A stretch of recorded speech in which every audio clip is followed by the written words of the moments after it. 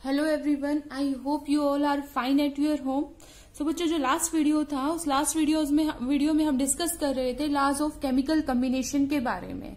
ठीक है, हम लोगों ने वहां देखा था कि हमारे पास 5 लॉ ऑफ केमिकल कॉम्बिनेशंस थे। कौन कौन से थे बच्चे? पहला था हमारा law of conservation of mass, second था हमारा लॉ ऑफ कांस्टेंट कंपोजिशन या फिर आप जिसको डेफिनेट प्रोपोर्शन भी बोलते थे, राइट। थर्ड हमारा क्या है? Law of multiple proportion. Fourth है लॉ ऑफ रेसिप्रोकल, और जिसका आप क्या बोलते हो? लॉ ऑफ इक्विवेलेंस भी बोलते हैं। And the fifth one is Gay-Lussac's law.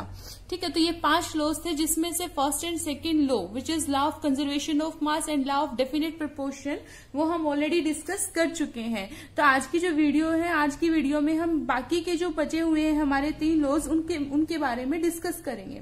तो हमारा जो थर्ड लॉ आता है, जो थर्ड लॉ है वो कौन सा है? Law of multiple proportion. Law of multiple proportion.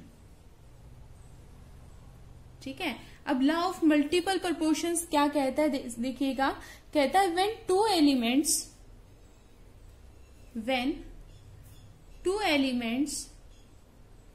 combine together, when two elements combine together to form two or more than two compounds,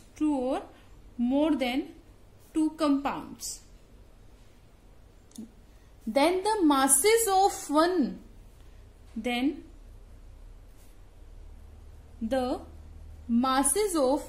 one of the element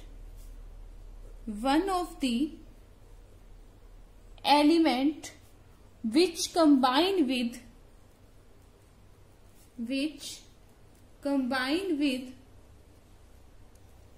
a fixed mass of the other are in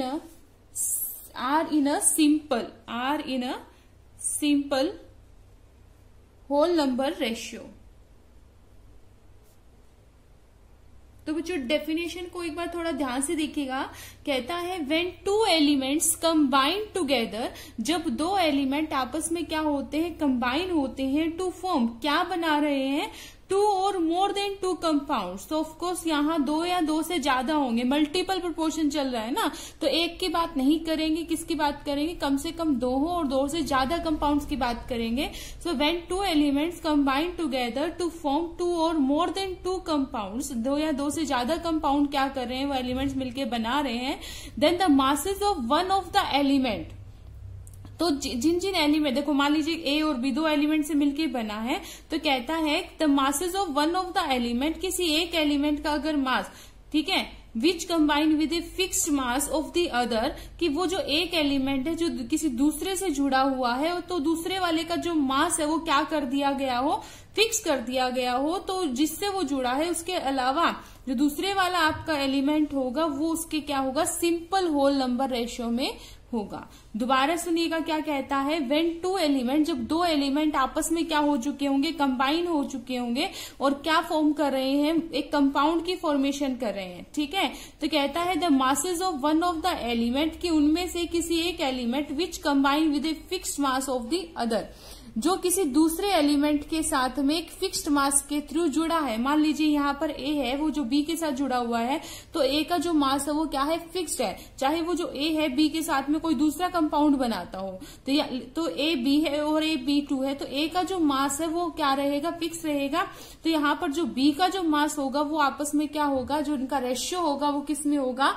whole number में होगा। इसका एक छोटा सा example ले लेते हैं। Like example में क्या ले सकते हैं? वाटर ले सकते हैं ना, वाटर और H2O एंड H2O2, हाइड्रोजन पर ऑक्साइड का एग्जाम्पल लेते हैं। Got it?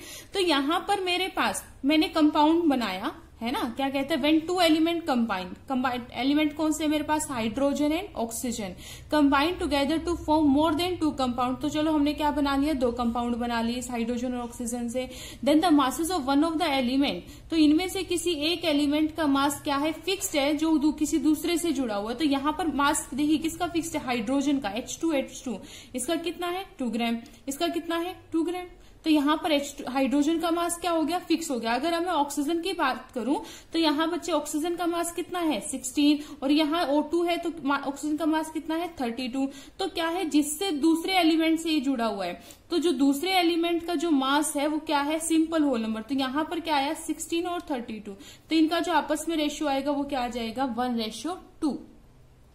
बच्चे हाइड्रोजन का जो मास यानी कि एक एलिमेंट का जो मास है वो क्या कर दिया गया, फिक्स कर दिया गया। तो जो दूसरा एलिमेंट है उनका जो आपस में जो रेशियो होगा मास का वो किस में होगा, होल नंबर में होगा। इसका एक और एग्जांपल लेकर चलते हैं। तो देखिए यहाँ पर तो हाइड्रोजन का मास भी फिक्स था, लेकिन अगर ऐसा एग्जांपल आ जाए जहां पर दोनों का मास का रेशियो क्या हो, डिफरेंट हो, तो उसमें लॉ ऑफ मल्टीपल प्रोपोर्शन कैसे लगेगा। तो ऐसे केसेस में क्या होगा, हमें किसी एक के मास को फिक्स करना पड़ेगा according to the definition. For example आपको दिया गया है नाइट्रोजन के कुछ कंपाउंड दिए गए, ठीक है। कंपाउंड में मान लीजिए आपको क्या दिया गया, N2O दिया गया है ना, क्या दिया गया N2O दिया गया, आपको क्या दे दिया गया NO दे दिया गया, N2O2 दे दिया गया, N2O3 दे दिया गया। तो मतलब मल्टीपल आपको क्या दे दिए गए बच्चे, कंपाउंड्स दे दिए गए। तो यहां पर मैं नाइट्रो, देखिए दो एलिमेंट आपके पास में सब में, देखो कंपाउंड डिफरेंट डिफरेंट है बट एलिमेंट देखिए यहाँ पर सेम है दोनों सब में, ठीक है। तो यहाँ पर इनका रेशियो मुझे देखना है। तो अगर मैं यहाँ पर इनका मास का रेशियो निकालती हूँ तो नाइट्रोजन का मास कितना हो जाएगा 28 है ना, एक नाइट्रोजन का 14, तो दो का क्या हो जाएगा 28। ऑक्सीजन किस रेशियो में है 16, यहाँ नाइट्रोजन किस रेशियो में है 14, ऑक्सीजन किस रेशियो में है 16, यहाँ नाइट्रोजन किस रेशियो में बचे 28 और ऑक्सीजन किस रेशियो में है 32 है ना, 16 दोनों क्या हो जाएगा 32। यहाँ नाइट्रोजन किस रेशियो में है 28, ऑक्सीजन किस रेशियो में है 3, तो ये आ जाएगा 48।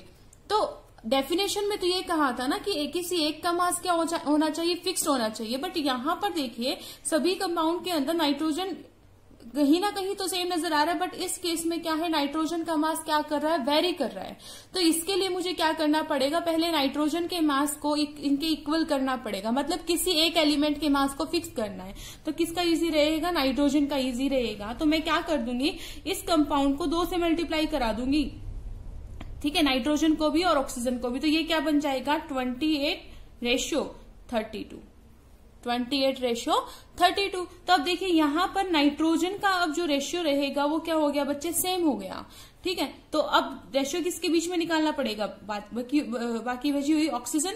तो 16, 32 एंड 48, ठीक है। तो कितना आ जाएगा 1:2:2:3।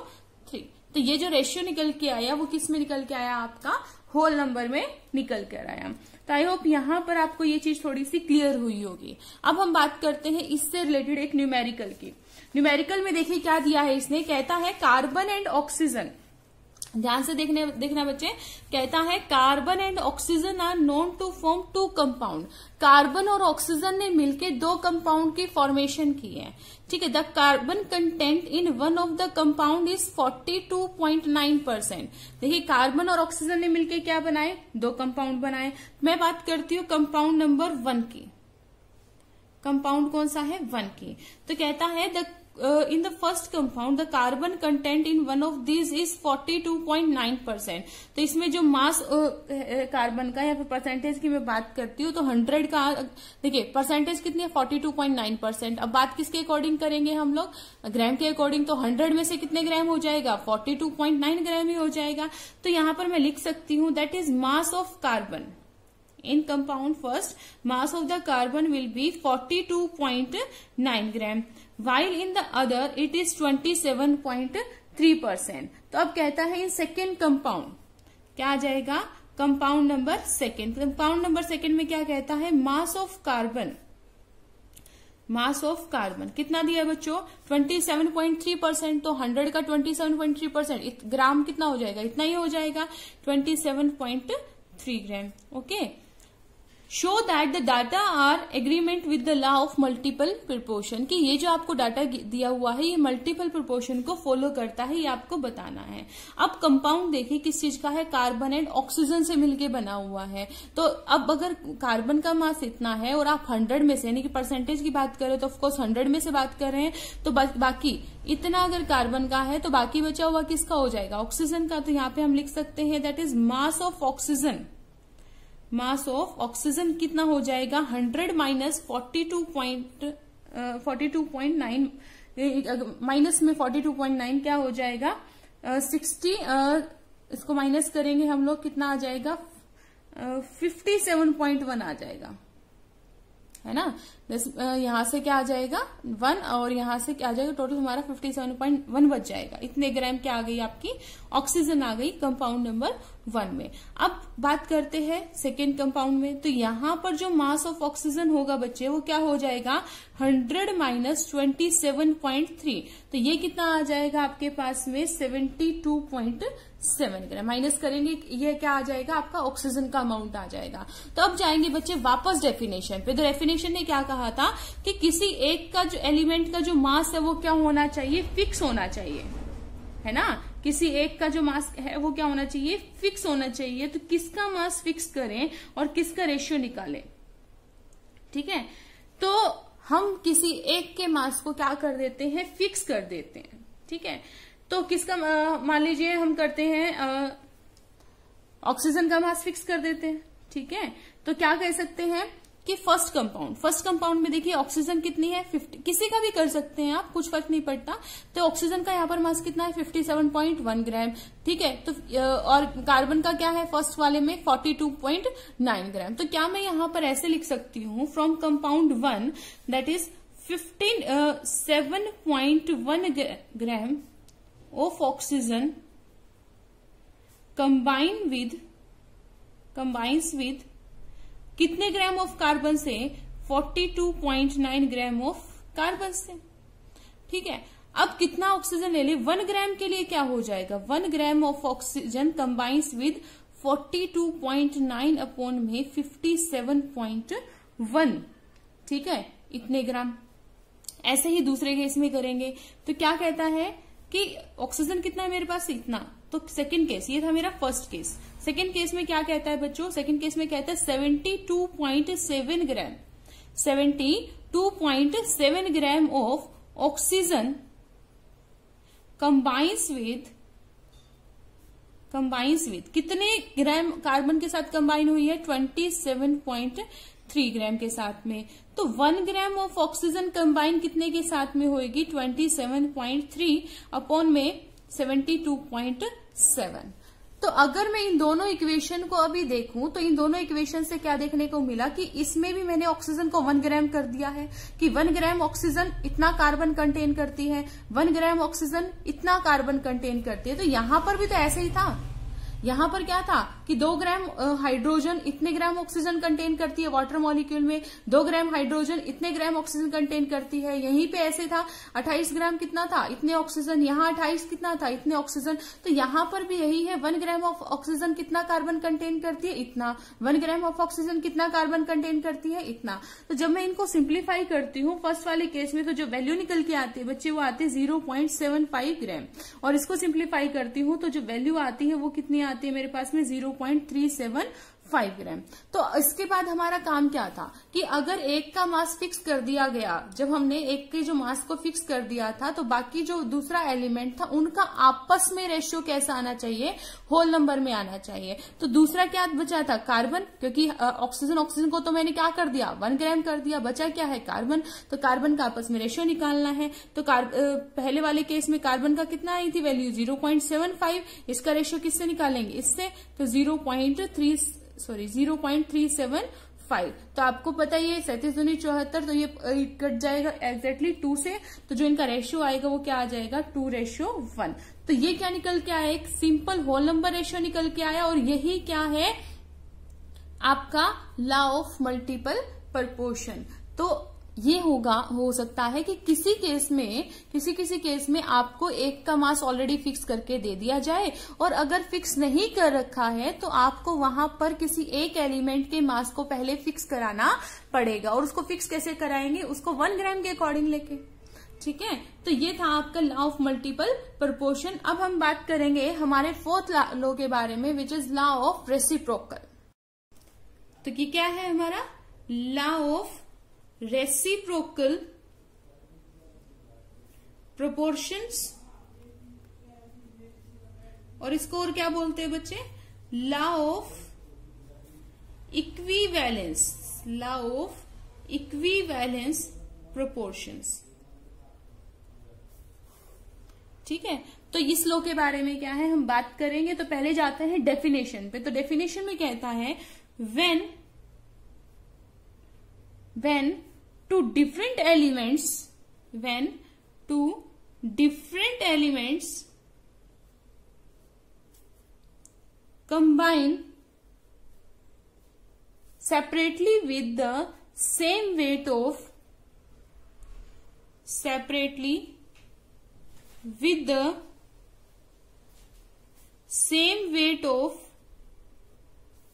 a third element,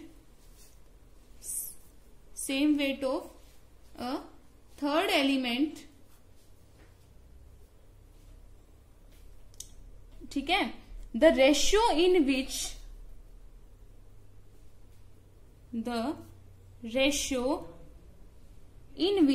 they do so will be same or some multiple ratio in which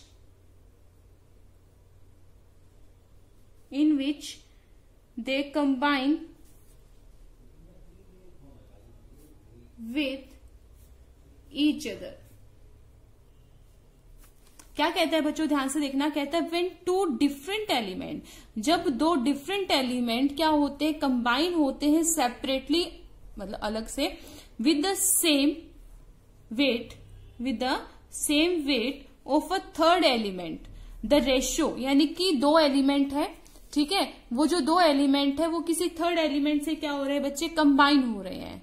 ठीक है, मतलब दोनों के दोनों किसी थर्ड के पास नहीं जा रहे, कि जो थर्ड एलिमेंट है वो किसी पहले वाले से भी कंबाइन होकर अलग कंपाउंड बना रहा है, और वही थर्ड एलिमेंट दूसरे वाले के साथ में भी कंबाइन होकर, यानी सेपरेटली बोला है, एक कंपाउंड बना रहा है। तो कहता है जो थर्ड एलिमेंट उनके साथ में सेपरेटली जुड़ रहा है, तो वो जो थर्ड वाला एलिमेंट है वो दोनों से इक्वल मास में जुड़ेगा। ठीक है, तो अब बाकी के जो 2 होंगे जो थर्ड के अलावा, तो उनका जो आपस में रेशियो होगा वो क्या होगा? एक होल नंबर रेशियो होगा। दोबारा देखिएगा, when 2 different element combine separately with the same weight of a third element। ये चीज याद रखिएगा कि जो थर्ड एलिमेंट है उसका जो वेट है वो दोनों के लिए ही क्या होना चाहिए? सेम होना चाहिए। with the same weight of a third element, the ratio in which, तो जो उनके बीच में जो रेशियो होगा, in which they do so will be same, तो उनके बीच में जो रेशियो होगा वो क्या होगा? सेम होगा। सेम भी हो सकता है और मल्टीपल उनका क्या हो सकता है? आपस में रेशियो भी हो सकता है, जिस रेशियो में क्या होते हैं? वो कंबाइन होते हैं। तो इसका एक एग्जाम्पल लेके चलती हूँ। मान लीजिए मेरे पास 2 डिफरेंट एलिमेंट है। पहली लाइन में क्या कहता है? 2 डिफरेंट एलिमेंट। तो 2 डिफरेंट एलिमेंट में मैंने क्या ले लिया? एक सल्फर ले लिया और एक क्या ले लिया? ऑक्सीजन ले लिया। ठीक है, एक सल्फर ले लिया और एक क्या ले लिया बच्चों? ऑक्सीजन ले लिया। अब कहता है combine with separately with the same weight of A third element. तो थर्ड एलिमेंट मान लीजिए मैंने क्या ले लिया? हाइड्रोजन ले लिया। तो सल्फर भी हाइड्रोजन से कंबाइन हो रहा है सेपरेटली। ठीक है, ऐसे ही ऑक्सीजन भी हाइड्रोजन से कंबाइन हो रहा है सेपरेटली। तो अब हाइड्रोजन जिस मास से सल्फर के साथ जुड़ा होगा उसी मास से ऑक्सीजन से भी जुड़ा होना चाहिए। तो मान लीजिए ये दोनों मिलके क्या कंपाउंड बना रहे हैं? H2S बना रहे हैं। ये दोनों आपस में मिलके क्या कंपाउंड बना रहे हैं? मान लीजिए क्या कह देंगे? H2O। तो यहां पर हाइड्रोजन किस रेशियो में है? 2:32 और यहां भी क्या है? 2:16, यानी कि हाइड्रोजन का तो मास क्या है? दोनों के लिए फिक्स है। तो अब ये दोनों आपस में भी कोई कंपाउंड बना रहे होंगे, SO2 मान लीजिए। तो यहाँ पर सल्फर और ऑक्सीजन का कुछ रेशियो आएगा और यहां से भी सल्फर और ऑक्सीजन का कुछ रेशियो आएगा और इनका जो आपस में जो रेशियो होगा वो क्या होगा, एक होल नंबर रेशियो होगा। जैसे अगर मैं पहले वाले केस की बात कर रही हूँ, मैंने रेशियो निकाला H2S का किससे, H2O के साथ में, तो बच्चे यहाँ पर H2 का तो रेशियो निकालने की जरूरत ही नहीं है, दोनों का मास क्या है, सेम है। तो सल्फर का मास यहाँ पर कितना है, 32 होता है, ऑक्सीजन का कितना है, 16। तो यहाँ से जो आपका रेशियो आ रहा है वो कितना आ रहा है, 2:1। ऐसे ही आपके पास में SO2 है, राइट। SO2 में सल्फर और ऑक्सीजन का रेशियो अगर आप निकालेंगे तो सल्फर का मास होता है 32, ऑक्सीजन का होता है 16, बट ऑक्सीजन आपके पास में कितनी है, 2, तो ये क्या आ जाएगा 32। तो यहाँ पे आ गया 1:1। तो पहले वाले केस में आपको क्या मिला, सल्फर ऑक्सीजन का रेशियो मिला। दूसरे वाले केस में क्या मिला आपको, सल्फर ऑक्सीजन का रेशियो मिला। तो पहले वाले और दूसरे वाले को आप क्या आपस में रेशियो निकालेंगे तो क्या आएगा, 2:1 रेशियो 1:1। तो वैल्यू क्या आ जाएगी, 2:1। तो ये क्या है आपका लॉ ऑफ रेसिप्रोकल, ठीक है। तो इसको भी हम एक क्या है, न्यूमेरिकल से अच्छे से समझते हैं। जैसे एक न्यूमेरिकल मुझे दिया गया है, तो न्यूमेरिकल में देखिए बच्चों क्या कहता है, क्या वैल्यू दी गई है आपको, कहता है हाइड्रोजन सल्फाइड, ठीक है, H2S कंटेन 94.11% की हाइड्रोजन सल्फाइड है, H2S कंटेन्स 94.11% सल्फर, ठीक है। अच्छा, उसके बाद में कहते हैं water contains 11.11% hydrogen and sulphur dioxide contain 50% of oxygen, show that the result are in agreement with the law of reciprocal proportion. तो इसमें क्या किया है, इसने 3 कंपाउंड लिए हैं, H2S, H2O और क्या लिया है, SO2। तो देखो यहां पर क्या है, एक एलिमेंट क्या है, कॉमन है, यही वाला एग्जांपल है, बस इसमें से क्या दे दी मुझे, वैल्यूज प्रोवाइड कर दी, ठीक है। तो अब एक एक की वैल्यू दे रखी, दूसरे की निकाल सकते हैं। तो अगर बच्चे मैं H2S की बात करती हूं, इन H2S, ठीक है, तो क्या कहा, मास ऑफ, क्या दिया हुआ है, मास ऑफ सल्फर। तो मास ऑफ सल्फर कितना दिया हुआ है, 94.11 ग्राम, ठीक है। तो बाकी क्या बचा होगा, हाइड्रोजन का mass of hydrogen. So mass of hydrogen कितना आ जाएगा, 100 में से क्या कर देंगे, माइनस कर देंगे, है ना। तो जब आप इसको 100 में से माइनस करेंगे तो क्या आएगा, 100 माइनस 94.11, तो जो वैल्यू आएगी आपकी 0.89 ग्राम निकल के आएगा। ओके, उसके बाद में से किसकी वैल्यू दी है मुझे, ये हमने निकाली H2S के लिए। उसके बाद करते हैं हम बात H2O की। अगर H2O में कहा इसने कि in water it contains 11.1% of hydrogen, तो इसने क्या दिया है, मास ऑफ हाइड्रोजन हमें दिया है, मास ऑफ हाइड्रोजन दिया है विच इज 11.11%, राइट। तो बाकी बचा हुआ किसका रह जाएगा, ऑक्सीजन का। तो mass of oxygen will be 100 minus 11.11, that will be क्या आ जाएगा, इसको अगर मैं माइनस करूंगी तो यहां से आएगा 9 और फिर आएगा 8 फिर से 8 एंड अगेन 8, तो 88.89 ग्राम। थर्ड इसने क्या दिया है मुझे, SO2 दिया हुआ है, राइट। तो SO2 में कहता है contain 50% oxygen, mass of oxygen कितना है, mass of oxygen is 50%, that is मैं 50 ग्राम लेके चल सकती हूँ फॉर 100 ग्राम के लिए, राइट। तो बचा हुआ क्या है, mass of sulphur. So mass of sulphur will be 50 ग्राम, यानी कि 100 माइनस 50 क्या आ जाएगा बच्चे, 50 ग्राम आ जाएगा, है ना। तो अब उसके बाद में हम लोग पढ़ेंगे, इस क्वेश्चन को सॉल्व करते हैं। इस क्वेश्चन को सॉल्व करने के लिए क्या करते हैं, किसी एक के मास को फिक्स कर देते हैं। लाइक मैं यहाँ पर क्या कर देती हूँ, ऑक्सीजन, इन दोनों में से ऑक्सीजन के मास को फिक्स कर देती हूँ। यहाँ से मेरे पास देखिए हाइड्रोजन सल्फर का रेशियो है, किसी एक का भी रेशियो ले सकते हैं ना। तो यहाँ से अगर मेरे पास, मैंने क्या ले लिया, हाइड्रोजन और सल्फर का रेशियो ले लिया फ्रॉम H2S। तो H2S से क्या आ जाएगा, हाइड्रोजन और सल्फर का रेशियो आ जाएगा। तो हाइड्रोजन कितना है इसके अंदर, 5.89 है, और सल्फर मेरे पास कितना है, 94.11, है ना। 5.89 और सल्फर मेरे पास कितना है, 94.11। तो यहां से जब मैं इनका आपस में रेशियो निकालती हूँ तो वो जो रेशियो आता है वो आएगा आपका 1:16। 1:16 जब आप इसको डिवाइड करके देखेंगे रेशियो आ जाएगा 1:16। तो यहां से हाइड्रोजन सल्फर का रेशियो आ गया। तो यहां से भी मुझे क्या करना है, हाइड्रोजन और सल्फर का रेशियो ही लेकर चलना है, ठीक है। तो हाइड्रोजन और सल्फर का अगर आप रेशियो लेके चलेंगे तो जो ऑक्सीजन का मास है वो क्या होना चाहिए, दोनों के लिए फिक्स्ड होना चाहिए, सेम होना चाहिए, ठीक है। तो आप इसमें से किसी को भी, अभी कई बच्चे सोचेंगे कि अगर हम इसको कॉमन ले लेते हैं या फिर इसका मास फिक्स कर देते हैं, आप किसी का भी मास फिक्स कर सकते हैं, किसी के अकॉर्डिंग निकाल सकते हैं, जो आपका आंसर आएगा बच्चे वो सेम आएगा। तो इन दोनों में मैं क्या कर देती हूँ, ऑक्सीजन के मास को फिक्स कर देती हूँ। ठीक है, तो अगर मैं पहले वाला केस उठाती हूँ, इन case of water, in case of water, in case of water, अगर मैं कहूं कि ऑक्सीजन की बात चल रही है तो यहां पर ऑक्सीजन आपके पास में कितनी है, 88.89 ग्राम ऑफ ऑक्सीजन कंबाइंस कितने से हुई, 11.11 ग्राम ऑफ हाइड्रोजन, राइट। तो 1 ग्राम ऑफ ऑक्सीजन कितने से कंबाइन हुई होगी, विच इज 11.11 अपॉन में 88.89। तो जब आप इसको क्या करेंगे, डिवाइड करेंगे, तो जो आंसर आएगा वो आएगा 0.125 ग्राम। ठीक है, तो यहां पर मैंने क्या कर दिया, ऑक्सीजन के मास को फिक्स कर दिया बाय टेकिंग इट 1 ग्राम। ऐसे ही क्या करूंगी, SO2 के केस में करूंगी। So in case of SO2, in case of SO2 क्या आ जाएगा बच्चे, यहां से देखिए, that is 50 gram of oxygen, 50 gram of oxygen combine कितने ग्राम सल्फर से कंबाइन हुई, 50 ग्राम ऑफ सल्फर से। सो 1 ग्राम ऑफ ऑक्सीजन कितने से कंबाइन होगी, 50 अपॉन 50, राइट। दैट इज क्या आ जाएगा, 1, क्या आ जाएगा, 1।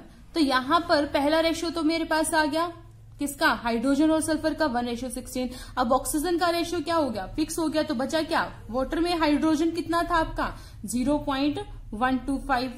ठीक है, SO2 में आपका सल्फर कितना था, 1, है ना। तो अब बस क्या करना है हमें, इनका आपस में रेशियो, दोबारा से इनका क्या निकाल लेंगे, रेशियो निकाल लेंगे। इसको 0.125 ना लेके अगर आप इसको ऐसे कट करेंगे तो भी ये क्या आ जाएगा, 1/8 आ जाएगा। तो यहां से आप निकाल सकते हैं, रेशियो क्या आएगा, 1/16, रेशियो आ जाएगा 1/8। ठीक है, आप क्या करेंगे, इनको डिवाइड करेंगे तो क्या आ जाएगा, 2:1।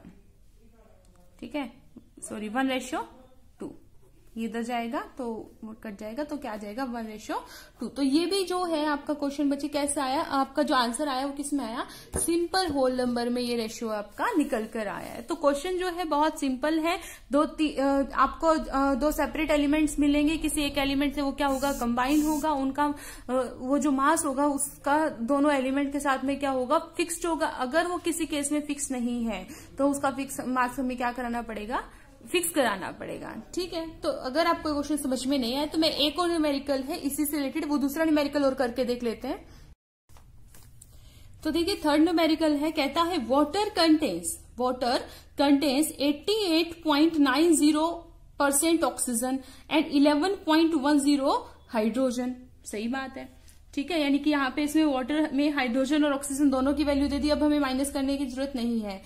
ठीक है, तो वैल्यू लिखते रहते हैं साथ साथ। तो पहले केस में क्या कहा इसने, H2O कंटेन्स, है ना, इन H2O, तो क्या दिया है इसने, मास ऑफ हाइड्रोजन,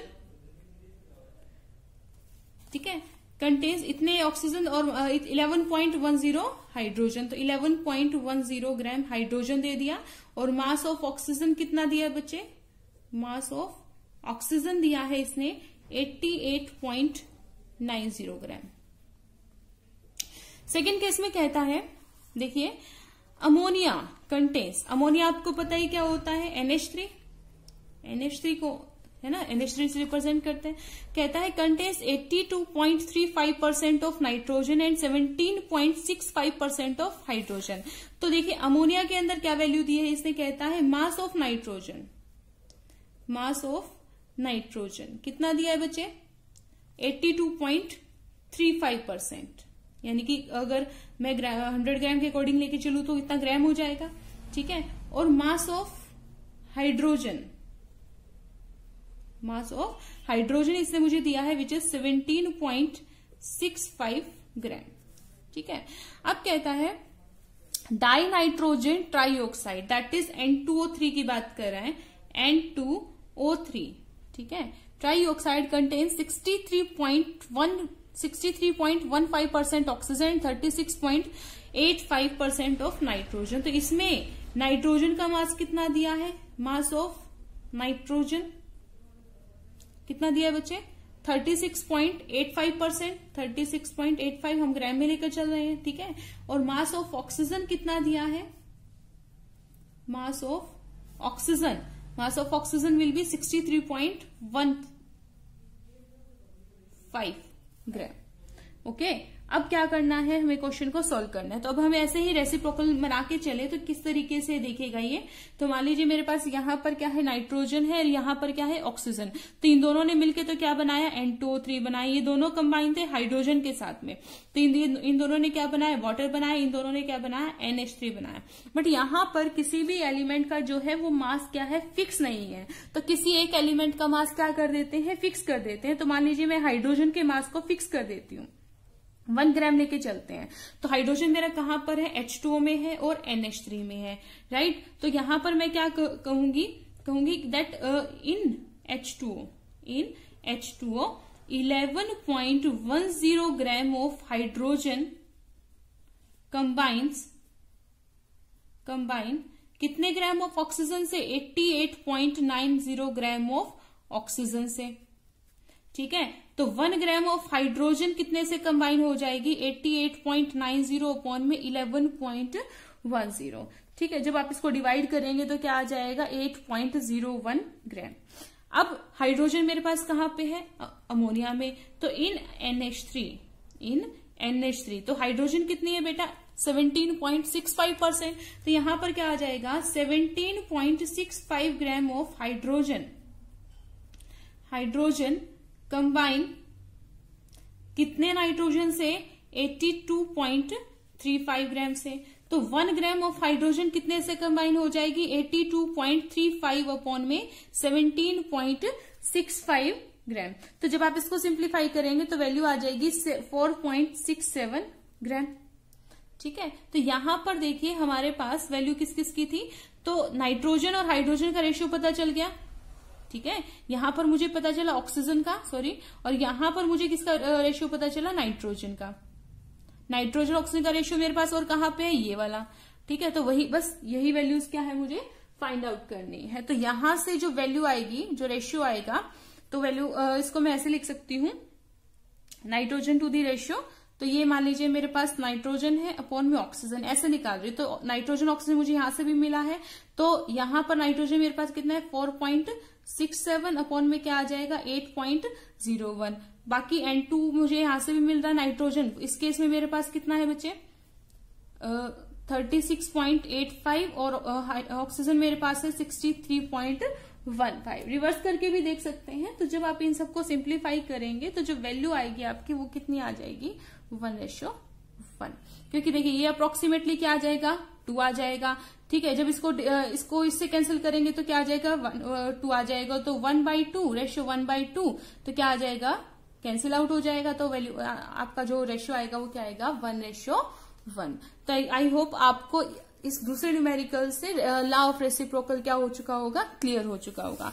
इसके बाद में जो मेरा 5th लॉ आता है, ठीक है, last law of chemical combination का, and the 5th law which is Gay-Lussac's law, ठीक है, गे-लुसाक्स लॉ, उसके बारे में बात करेंगे। बहुत ही सिंपल लॉ है गे-लुसाक्स लॉ। इसके बारे में मैंने आपको एक बात ये भी कही थी कि जो बाकी के जो 4 लॉज हमने पढ़े हैं वो मास पर डिपेंड करता है, ठीक है। और ये किस पर डिपेंड करता है, वॉल्यूम पे, वॉल्यूम से रिलेटेड है, बाय कंबाइनिंग वॉल्यूम्स, ठीक है, बाय कंबाइनिंग वॉल्यूम्स। तो वॉल्यूम्स पे क्या है, ये डिपेंड करता है। तो अगर मैं इसकी डेफिनेशन पे जाती हूँ तो डेफिनेशन कहता है under similar condition of temperature and pressure. Of course यहाँ पर वॉल्यूम की बात आ गई तो टेम्परेचर प्रेशर का इफेक्ट हम देखते हैं। तो कहता है under similar condition of temperature and pressure, ठीक है। किसकी बात कर रहे हैं हम, वॉल्यूम की बात कर रहे हैं। स्पेशली किसकी बात करते हैं बच्चे, गैसेस की बात करते हैं। Whenever gases react together, whenever gases react together, the volumes of the reacting gases as well as products, ठीक है। और प्रोडक्ट भी कौन से, अगर हमारे पास कौन से हैं, गैसेस, ये बात याद रखिएगा, कौन से प्रोडक्ट की बात कर रहे हैं, अगर वो मेरे पास क्या है, गैसेस। बियर ए सिंपल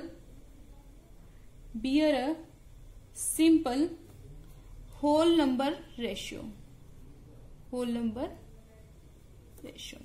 दोबारा देखिएगा क्या कहता है अंडर सिमिलर, ठीक है, क्या कहता है, under similar condition of temperature and pressure, under similar condition of temperature and pressure whenever gases react together, जब गैसेस क्या करती हैं, आपस में रिएक्ट करती हैं, then the volumes of the reacting gases, तो जो गैसेस रिएक्ट कर रही है उनका volume as well as the product, यानी कि और जो इन गैसेस के रिएक्ट करने से जो आपको प्रोडक्ट मिलेगा, और अगर वो प्रोडक्ट गैस में ही है तो reacting gases as well as product में जो गैसेस हैं वो क्या होंगी, सिंपल होल नंबर में रहती है। फॉर एग्जाम्पल मैं बात करती हूँ HCl की, ठीक है, तो जो H2 plus Cl2 makes 2 of HCl, balanced है, राइट। तो यहां पर आपका जो हाइड्रोजन है वो H2 है, वो भी गैशियस फॉर्म में है, क्लोरीन जो है वो भी गैशियस फॉर्म में, HCl है वो भी गैशियस फॉर्म में है। तो अगर मैं बात करूं तो अगर ये 1 लीटर है तो ये भी 1 लीटर होगा,